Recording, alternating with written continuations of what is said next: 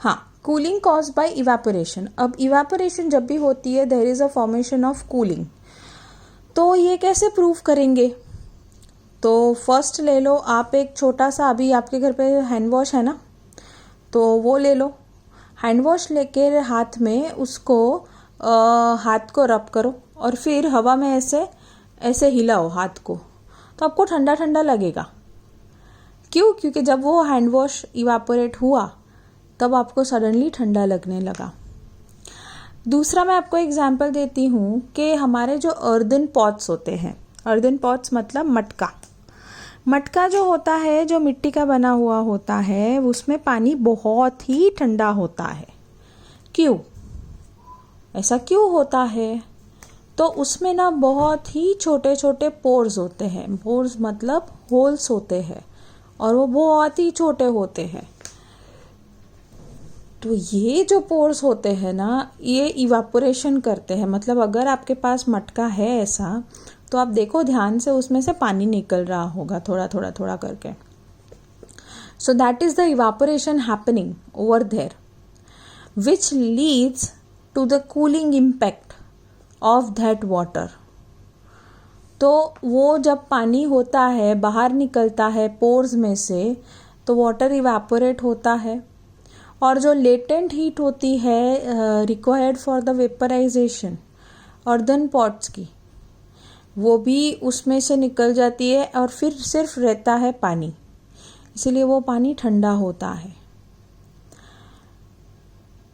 तो सिंपल है कि आप एक बार चीज़ नोट कर लीजिए कि जो भी पानी है अर्दन पॉट्स में, वो इवापोरेट उतना हाई वैल्यू से नहीं होता है due to latent heat of vaporisation. वो थोड़ा थोड़ा करके होता है। जैसे फॉर एग्जांपल आप एक बाउल ले लो, तो वो बाउल पूरा भर जाएगा पूरे दिन में। 24 आवर्स अगर उस मटके को रखोगे तब जाके वो शायद बाउल पूरा भरेगा। ऐसा नहीं है कि बस पानी चालू किया और जो फ्लो आ रहा है तो उसी हिसाब से भर जाएगा। So basically one should take care of that. तो रीज़न ऐसे पूछते हैं कि भाई अर्दन पॉट्स क्यों ठंडे होते हैं due to the rate of evaporation. ठीक है, ऐसा पूछते हैं। तो आपको आंसर लिखना है कि एक उसमें छोटे छोटे पोर्स होते हैं जो इवापोरेट करते हैं पानी को, और दूसरा आपको लिखना है कि भाई इसमें लेटेंट हीट ऑफ वेपराइजेशन का भी फिनोमिनन आता है।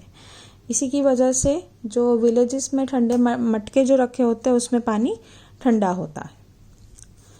आगे बढ़ते हैं दूसरे गिव रीज़न पे कि जो स्वेटिंग होता है तो it's a method to control the temperature. ये बंदा देखो बहुत पसीने वाला है, तो ये पसीना क्यों हुआ है? तो जब हम फिजिकल एक्सरसाइज करते हैं तो हमारा बॉडी का टेम्परेचर ना एकदम गर्म हो जाता है। तो हमारी जो पसीने की ग्लैंड्स होती है, स्वेट ग्लैंड्स बोलते हैं हम उसे, जिसमें से पसीना निकलता है, वो जो स्वेट होता है वो स्किन के बाहर निकलना स्टार्ट हो जाता है। हमारी स्किन्स पे भी छोटे छोटे पोर्स होते हैं। सो ये जो स्वेट जब इवापोरेट होने लगता है तो उसमें जो लेटेंट हीट ऑफ वेपराइजेशन होती है ना हमारी बॉडी की, वो भी साथ में इवापोरेट होने लगती है और उसके बाद हमारी बॉडी ठंडी हो जाती है। अगर ये फिनोमिनन ना हो तो मेक श्योर के बॉडी में बहुत ही अनयूजुअल चेंजेस आ सकते हैं। So perspiration is required for our body. Next, हम अगर हॉट समर्स होते हैं तो उसमें बहुत ही कंफर्टेबल कॉटन के क्लोथ्स पहनते हैं हम। क्यों उसमें सिंथेटिक या पॉलिएस्टर नहीं पहनते? Is the another give reason which is been asked. Answer to that is कि अगर हम कॉटन क्लोथ्स पहनते हैं तो cotton has a good absorption of water. मतलब जब भी हमारा बॉडी पसीना करेगा तो वो कॉटन एब्जॉर्ब कर लेगा। बल्कि अगर सिंथेटिक या पॉलिएस्टर पहनेंगे तो वो स्वेट को एब्जॉर्ब नहीं करेगा।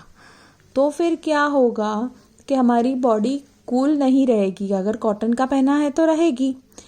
इसी की वजह से हम कॉटन पहनते हैं। दूसरा, जो पंखा होता है वो भी रेट ऑफ इवापोरेशन इंक्रीज करता है हमारी स्किन में और हमको एकदम ठंडा और कंफर्टेबल फील करवाता है। ठीक है, हमारा आगे का क्वेश्चन है कि डेजर्ट बहुत ही ठंडा होता है और बेटर होता है on hot and dry day. तो ऐसा क्यों? तो उसका आंसर है कि जब हायर टेम्परेचर होता है तो डेजर्ट एकदम हॉट हो जाता है, तो तो इवापोरेशन रेट इंक्रीज़ हो जाता है, जिससे ड्राइनेस जो होती है, ह्यूमिडिटी होती है, वो भी इंक्रीज़ हो जाती है और रेट ऑफ इवापोरेशन भी हमारे पानी का इंक्रीज़ हो जाता है। अब ये होने से जब रात होती है तब ये डेजर्ट हमको बहुत ही ठंडे इसी की वजह से लगते हैं। The reason here is just the evaporation, nothing else.